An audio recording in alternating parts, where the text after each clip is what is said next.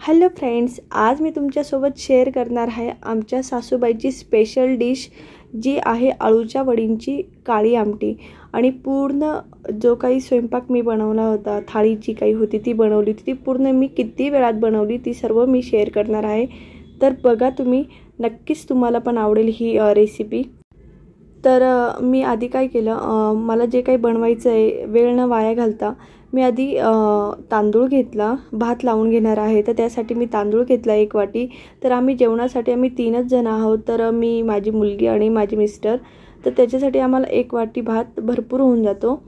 तर तरी एक्स्ट्रा पण होतो, पण आम्हाला भात खूप आवडतो म्हणून मी 1 मोठी वाटी राईस लावत असते, आणि तो पण इंद्रायणी तांदळाचा। तर इंद्रायणी तांदळाचा भात जो आहे तो काळ्या आमटीसोबत खूप छान लागतो आणि खूप गचका होतो ना, तर तसाच भात आमच्या घरी लागतो। तर मी आधीच पाणी जे काही होतं थोडंसं आधीच उकळत ठेवून दिले, जोपर्यंत तांदूळ स्वच्छ करून होत नाही। तर अशा पद्धतीने तांदूळ पण स्वच्छ झाले आहेत आणि पाण्याला उकळी वगैरे फुटली आहे। तर त्याच्यात मी थोडंसं 2 चमचे छोटे जे काही असतात ते थोडं तेल टाकून घेणार आहे, आणि 1-1.5 चमचे आपलं चवीनुसार मीठ टाकून घेणार आहे। आणि त्यानंतर जो आपण तांदूळ वॉश करून घेतला होता तो लावून देणार आहे। आणि मी तांदूळ जेव्हा टाकल्यानंतर आहे ना, तरी 50% मी भात शिजवून घेत असते, जेणेकरून आपल्या कुकरला जेव्हा शिट्ट्या होतात, पाणी निघतं कुकरमधून, तेव्हा आपला गॅस जो काही असतो तो खराब होतो। तर मग मी आधी अर्धा भात शिजवून घेते। असंच मी खिचडीला पण तसंच करते की अर्धी खिचडी शिजून झाली का तेव्हाच मी थोडंसं पाणी बाकी असतं तेव्हा मी एक कुकर लावून 1 शिट्टी घेऊन घेत असते, जेणेकरून कुकरच्या बाहेर ते पाणी निघून आपला गॅस ओटा खराब होत नाही, किचनचा आपला गॅस जो काही असतो तो खराब होत नाही, आणि जे काही वॉल असतो त्यात बऱ्यापैकी हे पाणी जातं तर तो वॉल पण खराब होतो। तर मग मी अशा पद्धतीने भात वगैरे लावत असते। आणि आता भात मी शिजतोय, तर मग तोपर्यंत जे काही आळूचे पानं होते ते वॉश करून घेतले। माझा किचन थोडा छोटा आहे, तर मग मला थोडंसं मॅनेजमेंट करूनच काम करावं लागतं। तर मी सकाळचा आमचा चहा नाश्ता जो काही झाला होता, तर ते आधी मी सर्व आवरून घेते आणि मगच मी स्वयंपाकाची तयारी करत असते, जेणेकरून कसं मला टाईम नाही लागत मग स्वयंपाकाला। जर मी स्वयंपाकच बनवायला घेतला तर मग स्वयंपाकच रेडी करायला हार्डली 30 मिनिटात मी स्वयंपाक रेडी करून घेते। तर आज थोडंसं वेळ लागणार आहे। तर काळी आमटी बनवायला आपल्याला मसाला बनवावा लागणार आहे, तर अर्धा-पाऊण तास आपल्याला लागतोच। तर त्यासाठी मी 2 कांदे घेतले काळी आमटी बनवायची, तर 2 आमटे आणि 1 मीडियम साईजचा टोमॅटो घेतला आणि ते छान बारीक बारीक कापून घेतले। तर मी जो काही टोमॅटो घेतला होता तो त्यातला पण मी अर्धाच यूज केला आहे, तर थोडं साईजला मोठा होता म्हणून। तर आपला भात जो काही आहे तो रेडी झाला आहे। तर मग मी तवा ठेवून घेतला, तवा गरम होईपर्यंत पुढची पण लगेच जी अळूचे वडे लावणार आहे तर त्याची पण मी तयारी करून घेणार आहे। तर अळूच्या वडीसाठी आधी बेसन पीठ घेतलं मी, तर ते मी माझ्या अंदाजानेच घेतलं। तर तुम्ही जी काही अळूच्या वड्या जशा लावतात तर त्याच अंदाजाने तुम्ही बेसन पीठ घ्या।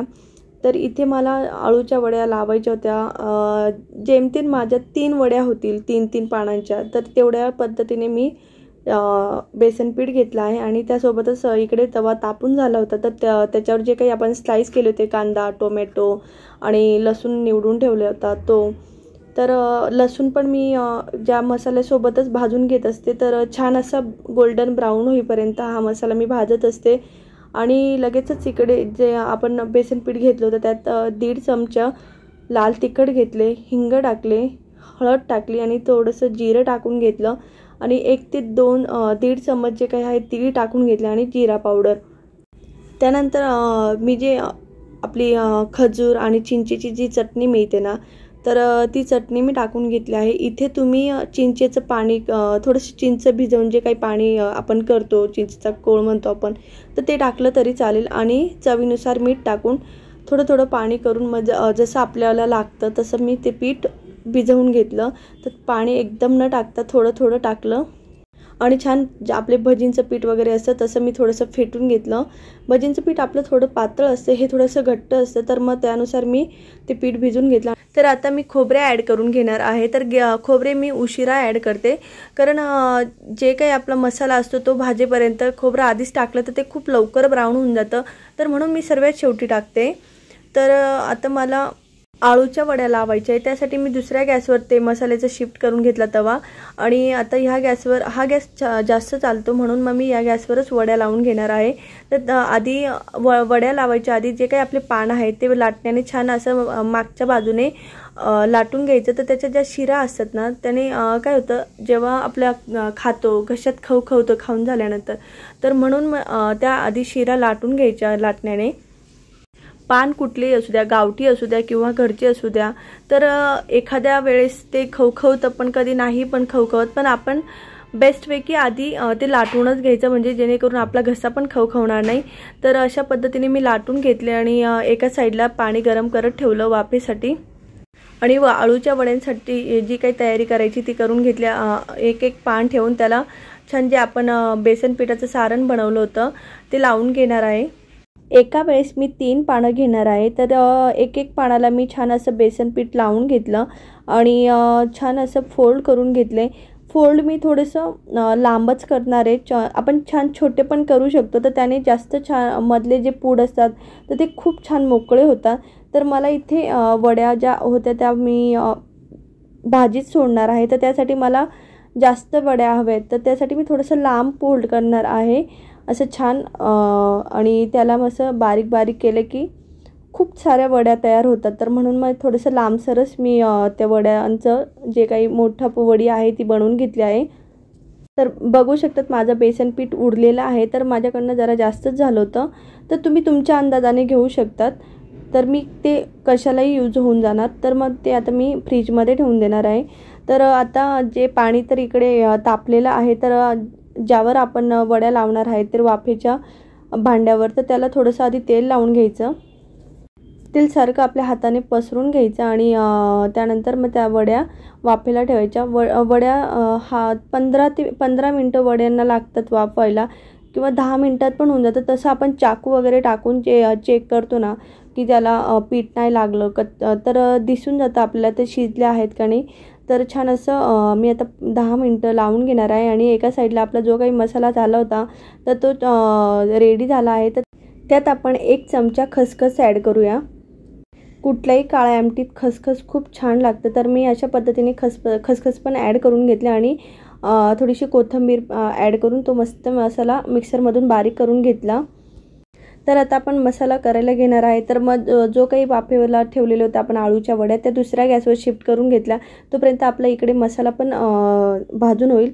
तर इकडे मी आमटी बनवण्यासाठी मी 3 चमचे तेल घेतलं, मोहरी, जिरे आणि हिंगाची फोडणी देऊन घेतली आणि त्यात आपण बारीक केलेला मसाला जो आहे तर तो आता तेल सुटेपर्यंत त्याला असं छान तळून घेणार आहे।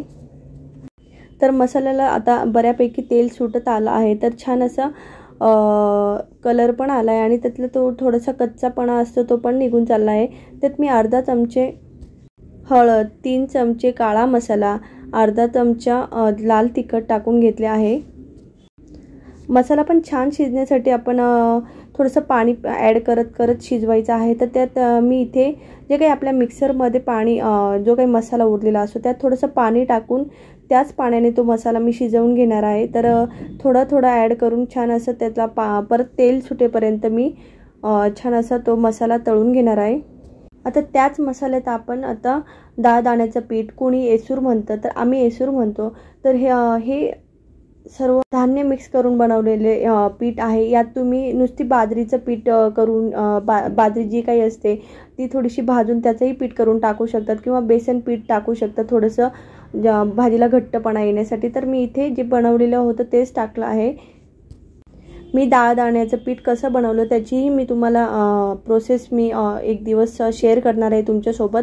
तर त्यानंतर मी मीठ ॲड करून घेतले आणि थोडीशी जी काही कोथिंबीर होती ती पण थोडीशी तेलात टाकून आणि पाणी आपल्या अंदाजाने मी माझ्या अंदाजाने टाकून घेतलं। मला थोडीशी ग्रेव्हीच हवी आहे तर त्यानुसार मी पाणी ॲड करून घेतलं। आता एका साईडला आपल्या आळूच्या वड्या पण रेडी झाल्या आहेत आणि इकडे छान असं उकळी पण फुटली आहे आणि बऱ्यापैकी जो काही आपला भाजी आहे ती आमटी तर ती छान अशी उकळून खूप वेळ झाला आता उकळून, तर तिचा जो काही कच्चापणा असतो मसाल्यांचा पिठाचा तर तोही बऱ्यापैकी निघून गेला आहे। आणि त्यानंतर ज्या काही आपण वड्या शिजवल्या होत्या त्या छान अशा बारीक बारीक करून घ्यायचे त्याचे तुकडे। इथे मी 2च वड्यांच्या बारीक बारीक वड्या करून घेणार आहे। तर एक वडी जी आहे तर ती थोडी छान अशी फ्राय करून घेणार आहे। तर अळू वडी जी असते तशी मी फ्राय करून घेणार आहे।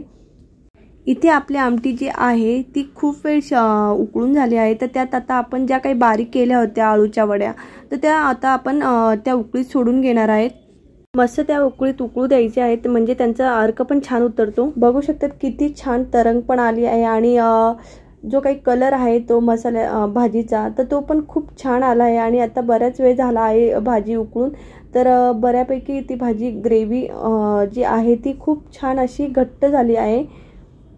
अशा पद्धतीने आपली ग्रेव्ही रेडी झाली आहे। तर मी आता भाकरी करून घेणार आहे। तर काळी आमटी कुठलीही बनवा तर त्याच्यासोबत भाकरी खूप छान लागत असते। सोबतच मी जे काही एक मोठी वडी काढून ठेवली होती त्याच्या परत बारीक बारीक वड्या करून घेतल्या। तर एका साईडला मी भाकरी बनवणार आहे आणि दुसऱ्या गॅसवर मी जे माझ्या व्हिडिओत आले नाही तर दुसऱ्या गॅसवर तेल ठेवलं आहे। तर ते तेल तापून झाले की त्यात वड्या सोडून दिल्या की त्यात आपोआप वड्या बऱ्याच वेळा आपल्याला तळू द्याव्या लागतात। तर त्या वड्या पण तळून होतील आणि आपल्या इकडे भाकरी पण रेडी होऊन जाणार। तर अशा पद्धतीने मी एका साईडला भाकरी आणि एका साईडला ज्या काही वड्या आहेत तर त्या तळून घेणार आहे। तर हा जो काही मेनू आहे ना तर तुम्ही सॅटर्डे संडेला काहीतरी स्पेशल करायचं ना तर तेव्हा पण करू शकतात, किंवा आपल्याकडे कोणी गेस्ट येणार असेल तर त्यांच्यासाठी पण हा मेनू खूप स्पेशल आहे। तर अशा पद्धतीने माझ्या भाकरी पण रेडी झाल्या आहेत। अळूच्या वड्याची रस्स्याची भाजी, भाकरी, भात आणि त्याच्यासोबत अळू वडी जी काही आपण फ्राय केली आहे ती, पापड, कांदा आणि इतकं काही बनवलं आहे। तर त्याच्यासोबत आज जेवणात काहीतरी स्वीट हवंच तर त्याच्यासोबत मी गुलाबजाम बनवले होते। खूप छान असं कॉम्बिनेशन झालं होतं सर्व। जर कोणी नॉनव्हेज खात असेल तरी त्यांना सुद्धा ही रेसिपी खूप आवडेल आणि इवन आम्ही नॉनव्हेज खातो तर आमच्या घरी ही पण भाजी खूप स्पेशल होते। तर अशा पद्धतीने माझी आजची थाळी जी आहे ती रेडी झाली आहे। तर तुम्ही पण एकदा बनवून बघा आणि कशी झाली ती मला कमेंट करून नक्कीच कळवा। तुम्हाला जर माझा आजचा मेनू आवडला असेल तर नक्कीच चॅनलला लाईक, शेअर आणि सबस्क्राईब करायला विसरू नका।